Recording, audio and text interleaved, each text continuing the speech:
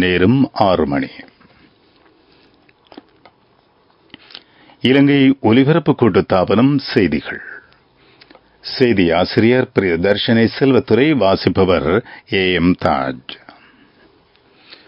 வெள்ளத்தை கட்டுப்படுத்தும் நோக்கில் சட்டவிரோத கட்டுமானங்கள் மற்றும் மறுசீரமைப்புகளை நிறுவுவதற்கு அமைச்சரவை அங்கீகாரம். வெள்ளத்தை கட்டுப்படுத்தும் நோக்கில் சட்டவிரோத கட்டுமானங்கள் மற்றும் மறுசீரமைப்புகளை நிறுத்துவதற்கு அமைச்சரவை அங்கீகாரம். கரப்பிட்டிய வைத்தியசாலையை நாட்டின் 3வது தேசிய வைத்தியசாலையாக தரம் உயர்த்த திட்டம். விளையாட்டு சம்மேளனங்கள் பலவற்றில் நிலவும் சட்ட சிக்கல்களுக்கு உடனடி தீர்வு. மனித கடத்தல் வலையமைப்புகளை ஒழிக்க ராணுவ புலனாய்வு மற்றும் ஏனைய நிறுவனங்களுக்கு இடையிலான ஒத்துழைப்பு முக்கியம் என சுட்டிக்காட்டல். உக்ரைனுக்கான உதவி குறித்த ஒப்பந்தத்தில் ஜப்பான் கையெழுத்திடவுள்ளது. இலங்கை ஏ கிரிக்கெட் அணி ஆகஸ்ட் மாதம் தென்னாப்பிரிக்காவுக்கான சுற்றுப்பயணத்தை மேற்கொள்ளவுள்ளது. மீண்டும் ஒரு வெள்ள நிலைமை ஏற்படாமல் தடுப்பதற்கான வேலை திட்டம் ஒன்று தயாரிக்கப்பட உள்ளது. அதற்கான ஆய்வுகள் மேற்கொள்ளப்பட்டு வருவதாக ஜனாதிபதியின் தேசிய பாதுகாப்பு தொடர்பான சிரேஷ்ட ஆலோசகரும் ஜனாதிபதி பணிக்குழாமின் பிரதானியுமான சாகல ரெட்நாயக்க தெரிவித்துள்ளார். சட்டவிரோத கட்டடங்களை அமைத்தல், கரையோரங்களை நிரப்புதல் போன்ற விடயங்கள் வெள்ளம் ஏற்படுவதற்கான முக்கிய காரணங்களாகும் என தெரிய வந்துள்ளது. எனவே வெள்ளத்தை கட்டுப்படுத்தும் வகையில் சட்டவிரோத நிர்மாணங்கள் மற்றும் மீள் குடியேற்றங்களை நிறுவுவதற்கு அமைச்சரவையின் அங்கீகாரத்தை பெற்றுக்கொள்ள எதிர்பார்க்கப்படுவதாக அவர் தெரிவித்தார். வெள்ளத்தினால் பாதிக்கப்பட்டுள்ள கொலனாப பிரதேச மக்களின் நலன்களை விசாரிப்பதற்காக சென்றபோது அவர் இதனை குறிப்பிட்டுள்ளார். அனர்த்தத்திற்குள்ளான அனைத்து பிரதேச மக்கள் குறித்து ஜனாதிபதி தொடர்ச்சியாக கவனம் செலுத்தி வருகிறார். அவர்களுக்கு தேவையான அனைத்து நிவாரணங்களையும் வழங்குமாறு ஜனாதிபதி உத்தரவிட்டுள்ளார். களனியாற்றின் இரு கரைகளிலும் உள்ள மக்களுக்கு புதிய நகரம் ஒன்றை அமைப்பது தொடர்பில் கவனம் செலுத்தப்பட்டுள்ளது.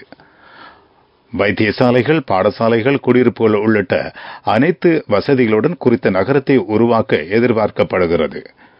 IDH மருத்துவமனை, இலங்கை போக்குவரத்து சபை டிப்போ போன்ற அரசு நிறுவனங்கள் இந்த பகுதியில் அமைந்துள்ளன. எனவே புதிய நகரை உருவாக்குவது குறித்து அந்த பகுதி மக்களுடன் ஆலோசித்து அடுத்த கட்ட நடவடிக்கை எடுக்க எதிர்பார்க்கப்படுகிறது.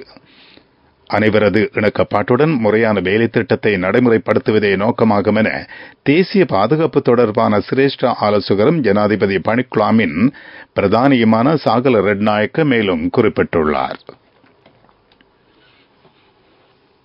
கிராமப்புற மக்களின் சுகாதார நிலையை மேம்படுத்தும் நோக்கில் சுகாதார அமைச்சினால் முன்னெடுக்கப்படும் சுவையட அருணக் நடமாடும் சுகாதார மருத்துவ சேவை நிகழ்ச்சி திட்டத்தின் மற்றொரு கட்டம் காலி ராஜகம சிறிசுமண ஆரம்ப பாடசாலையில் இன்று ஆரம்பமானது.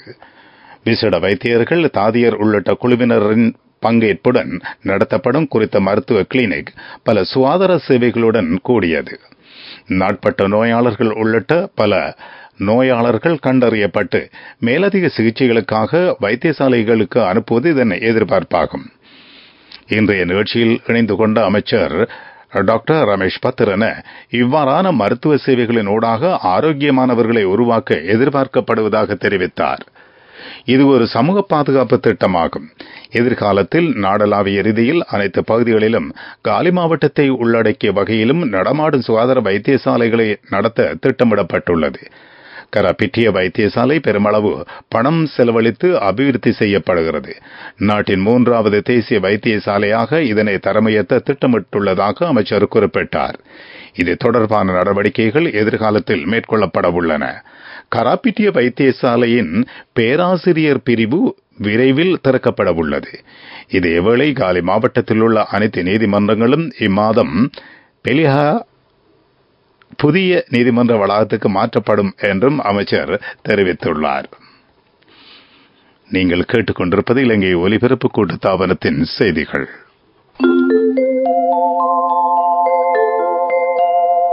உங்கள் பெருமையின் அங்கமான மக்கள் வங்கி, தேசத்தின் பெருமை.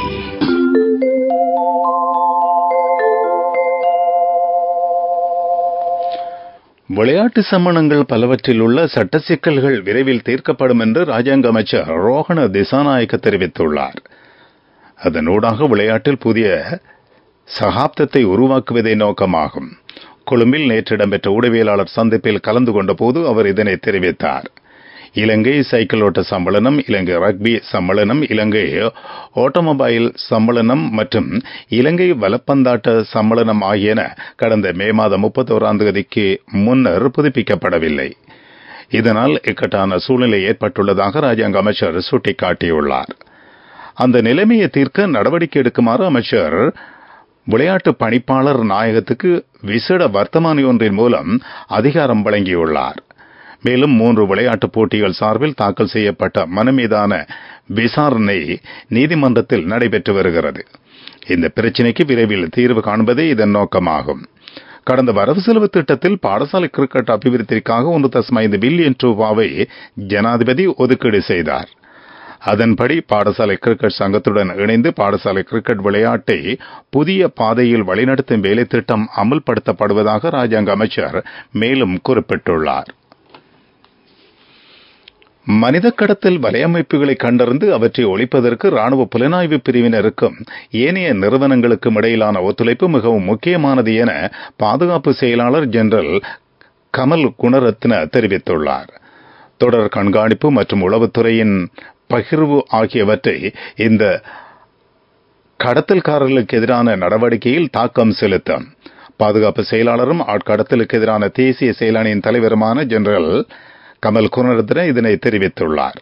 கொழும்பில் இடம்பெற்ற பயிற்சி அமர்வின் போது அவர் இதனை தெரிவித்துள்ளார். மனித கடத்தலை தடுப்பது தொடர்பாக முப்படைகளின் சிரேஷ்ட அதிகாரிகளுக்கும் பயிற்சி அளிக்கப்பட்டுள்ளது. எல்லை பாதுகாப்பு மற்றும் எல்லை தாண்டிய ஆழ்கடத்தலை தடுப்பதில் இலங்கை ராணுவம் முக்கிய பங்காற்றி வருகிறது.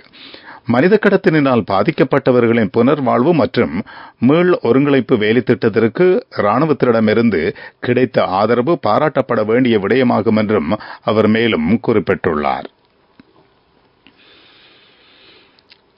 தமிழ் தொழில் முனைவோர் மற்றும் தொழில் வல்லுநர்கள் பங்கேற்கும் 13வது உலக உச்சி மாநாடு சுவிட்சர்லாந்தில் நடைபெற்று வருகிறது. டாவோஸ் நகரில் நேற்று ஆரம்பமான இந்த மாநாடு நாளை நிறைவடையும். தமிழர்களின் பொருளாதார முன்னேற்றம் குறித்து ஆராய்வது மாநாட்டின் நோக்கமாகும். உலகளாவிய ரீதியில் 500க்கும் அதிகமான தமிழ் தொழில் முனைவோர் மற்றும் தொழில் வல்லுநர்கள் இதில் பங்கேற்கிறார்கள். கிழக்கு மாகாண ஆளுநர் செந்தில் தொண்டமான், பாராளுமன்ற உறுப்பினர் சிவஞானம் சிறிதரன் ஆகியோரும் மாநாட்டில் இணைந்துள்ளார்கள். உன்னதமான இலக்குகளை மனதில் கொண்டு நீங்கள் எடுக்கும் சரியான முடிவுகள் உங்களையும் நாட்டையும் பெருமையடைய செய்யும். நாங்கள் உங்கள் பெருமையின் அங்கமான மக்கள் வங்கி, தேசத்தின் பெருமை.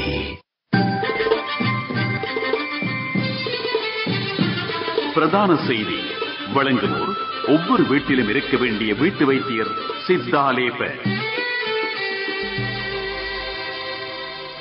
பாராளுமன்ற செயற்குழு அம்பத்தல மழைநீர் ஏந்து நிலையம், கருப்பு பாலம் மற்றும் தொட்டலக மழைநீர் ஏந்து நிலையம் ஆகிய இடங்களுக்கு களவிஜயம் மேற்கொள்ள திட்டமிட்டுள்ளது. குறித்த குழுவின் தலைவரும் பாராளுமன்ற உறுப்பினருமான பாட்டலி சாம்பிக்க ரணவக்க உள்ளிட்ட குழுவினர் இதில் பங்கேற்க உள்ளனர். இந்த பிரதேசங்களில் மேற்கொள்ளப்படும் செயற்பாடுகளை கண்காணிப்பது இந்த விஜயத்தின் நோக்கமாகும். களவிஜயம் எதிர்வரும் திங்கட்கிழமை இடம்பெறவுள்ளது.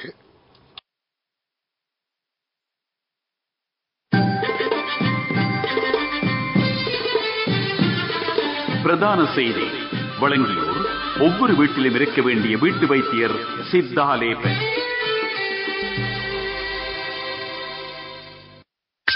உங்கள் கவனத்திற்கு தென்மாகாணத்தின் தெவினுவர புராணவெல்ல மீன்பிடி துறைமுக வளாகத்துக்குள் நுழையும் வாகனங்களில் இருந்து கட்டணம் அறவிடப்படுவதாக மக்கள் தெரிவிக்கின்றனர். ஆனால் அதற்கான பற்றிச்சீட்டு வழங்கப்படுவதில்லை என்றும் அவர்கள் குறிப்பிடுகின்றனர். பணத்தை வசூலிப்பவர்கள் பணத்தை தங்கள் வசம் வைத்திருப்பதாக பொதுமக்கள் குற்றம் சாட்டுகின்றனர். இந்த துறைமுகத்துக்கு நாளாந்தம் ஏராளமானோர் மீன் கொள்வனவுக்காக வந்து செல்கின்றனர். குறித்த பணம் வசூலிக்கும் நடவடிக்கை துறைமுக கூட்டுத்தாபனத்தால் மேற்கொள்ளப்படுகிறதா என்ற சிக்கல் எழுந்துள்ளது. இதுகுறித்து உரிய அதிகாரிகள் விரைவில் தீர்வொன்றை வழங்க வேண்டும் என மக்கள் கோரிக்கை விடுகின்றனர். உலகச் செய்திகள். ஜப்பான் உக்ரைனுக்கான உதவி வழங்குவது குறித்த ஒப்பந்தத்தில் எதிர்வரும் 13ஆம் தேதி கைச்சாத்திட உள்ளதாக சர்வதேச ஊடகங்கள் தெரிவித்துள்ளன. அன்றைய தினம் இத்தாலியில் G7 மாநாட்டை நடத்தவும் திட்டமிடப்பட்டுள்ளது.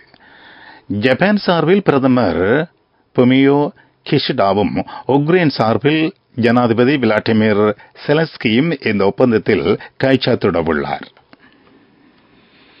பிரான்ஸ் ஜனாதிபதி இமானுவேல் மேக்ரான் மற்றும் உக்ரைன் ஜனாதிபதி விளாடிமிர் செலன்ஸ்கி ஆகியோர்களுக்கு இடையிலான சந்திப்பு நேற்று பாரிஸில் இடம்பெற்றது. இதன்போது உக்ரைனில் ராணுவத்தினருக்கு பயிற்சி அளிப்பதற்காக ராணுவ ஆலோசகர்களை வழங்குமாறு பிரான்ஸ் ஜனாதிபதியுடன் உக்ரைன் ஜனாதிபதி கோரிக்கை விடுத்துள்ளார். இந்த கோரிக்கைக்கு பதிலளிப்பதால் ரஷ்யா உக்ரைன் மோதல் அதிகரிப்பதற்கு காரணமாக அமையாது என்றும் பிரான்ஸ் ஜனாதிபதி தெரிவித்துள்ளார். அபிவிருத்தி செய்திகள். எம்பிலிபிட்டிய உள்ளூராட்சி மன்ற கட்டடத்தின் முதல் மாடியை நிர்மாணிப்பதற்காக அரசாங்கம் 4,50,00,000 ரூபாவை ஒதுக்கியுள்ளது. எம்பிலிபிட்டிய பிரதேச மக்கள் தமது அன்றாட நடவடிக்கைகளை எதுவித இடையூறுமின்றி மேற்கொள்வதற்கான வசதிகளை ஏற்படுத்திக் கொடுப்பது இதன் நோக்கமாகும். எதிர்வரும் அக்டோபர் மாதத்துக்குள் கட்டுமான பணிகளை நிறைவு செய்ய எதிர்பார்க்கப்படுகிறது. விளையாட்டுச் செய்திகள். இலங்கை ஏ கிரிக்கெட் அணி சுற்றுப்பயணம் மேற்கொண்டு எதிர்வரும் ஆகஸ்ட் மாதம் இறுதியில் தென்னாப்பிரிக்கா செல்ல உள்ளது. இங்கு இரு அணிகளுக்கும் இடையிலான 3 ஒருநாள் போட்டிகளும் 2 4 நாள் போட்டிகளும் நடைபெறவுள்ளன. ஒருநாள் போட்டிகள் எதிர்வரும் ஆகஸ்ட் மாதம் 31ஆம் தேதி முதல் செப்டம்பர் மாதம் 4ஆம் தேதி வரை நடைபெறும். முதலாவது 4 நாள் போட்டி செப்டம்பர் மாதம் 8ஆம் தேதி ஆரம்பமாகும். இரண்டாவது 4 நாள் போட்டி செப்டம்பர் மாதம் 15ஆம் தேதி ஆரம்பமாகும். வர்த்தக செய்தி அனுசரணை. பட்டதாரியாகும் போது, திருமணத்தின் போது, குழந்தை பிறப்பின் போது மற்றும் 25வது திருமண ஆண்டு நிறைவின் போது 50,000 ரூபாய் வரை விசேட அனுகூலங்கள். மாதாந்தம் 12,500 ரூபாய் வீதம் சேமித்திடும் ஸ்ரீ சேவிங்ஸ் சாம்பியன்களுக்கு மேலும் பணப்பரிசுகள். 21,500 கோடி ரூபாய் பெறுமதியுள்ள திரைசரி உண்டியல்கள் வெளியிடப்பட உள்ளன. அவை 91, 182, 364 நாட்கள் முதிர்ச்சி கொண்டவை. இதற்கான ஏலம் எதிர்வரும் புதன்கிழமை நடைபெறும் என்று இலங்கை மத்திய வங்கி தெரிவித்துள்ளது. பட்டதாரியாகும் போது, திருமணத்தின் போது, குழந்தை பிறப்பின் போது மற்றும் 25வது திருமண ஆண்டு நிறைவின் போது 50,000 ரூபாய் வரை விசேட அனுகூலங்கள். மாதாந்தம் 12,500 ரூபாய் வீதம் சேமித்திடும் ஸ்ரீ சேவிங்ஸ் சாம்பியன்களுக்கு மேலும் பணப்பரிசுகள். பொருளாதார செய்திகள் அனுசரணை. அவசரத்தில் அங்கும் இங்கும் வைக்க வேண்டாம் தங்கமே. இப்போது தங்கப்போனுக்கு அதிகூடிய முப்பணம் அலையுங்கள். 0115-880-400 LOLC ரன்சவி தங்க கடன் சேவை. பாதுகாப்பாக வைத்திருக்கும் நகைகளை அவசர தேவைக்கு வைக்கவிட. ஆசிய அபிவிருத்தி வங்கியின் கடன் உதவியின் கீழ் கேகாலை மாவட்டத்தில் தெரிவு செய்யப்பட்ட 4 பிரதேச செயலக பிரிவுகளைச் சேர்ந்த மக்களுக்கு கடன் வழங்கும் வேலை திட்டம் முன்னெடுக்கப்படுகிறது. அதன்படி வரக்காப்பல, ரம்புக்கணை, தெரணியக்கால, எட்டியாந்தோட்டை ஆகிய பிரதேச செயலகங்களில் உள்ள கிராம உத்தியோகத்தர் பிரிவுகளில் குறித்த வேலை திட்டம் நடைமுறைப்படுத்தப்படுகிறது. 25 பயனாளிகளுக்கு இந்த கடன் உதவி வழங்கப்பட உள்ளது. அவசரத்தில் அங்கும் இங்கும் வைக்க வேண்டாம் தங்கமே. இப்போது தங்கப்போனுக்கு அதிகூடிய முப்பணம் அலையுங்கள். 0115-880-400 LOLC ரன்சவி தங்க கடன் சேவை. பாதுகாப்பாக வைத்திருக்கும் நகைகளை அவசர தேவைக்கு வைக்கவிட. அவசரத்தில் அங்கும் இங்கும் வைக்க வேண்டாம் தங்கமே. இப்போது தங்கப்போனுக்கு அதிகூடிய முப்பணம் அலையுங்கள். 0115-880-400 LOLC ரன்சவி தங்க கடன் சேவை. பாதுகாப்பாக வைத்திருக்கும் நகைகளை அவசர தேவைக்கு வைக்கவிட.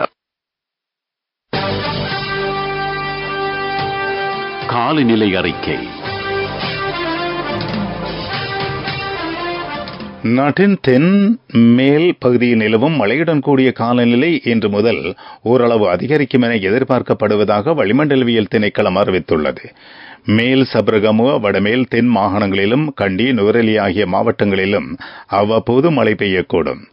மேல் சப்ரகமு மாகாணங்களிலும் நுவரெலியா, காலி, மாத்தறை ஆகிய மாவட்டங்களிலும் சில இடங்களில் 75 மில்லிமீட்டருக்கும் அதிகமான பலத்த மழை பெய்யக்கூடும்.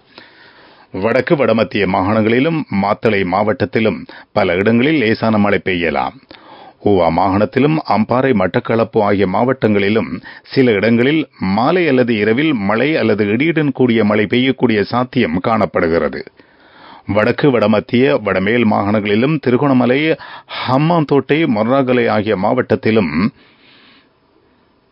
அவ்வப்போது மணித்தியாலத்துக்கு 40 முதல் 50 கிலோமீட்டர் வேகத்தில் காற்று வீசக்கூடும்.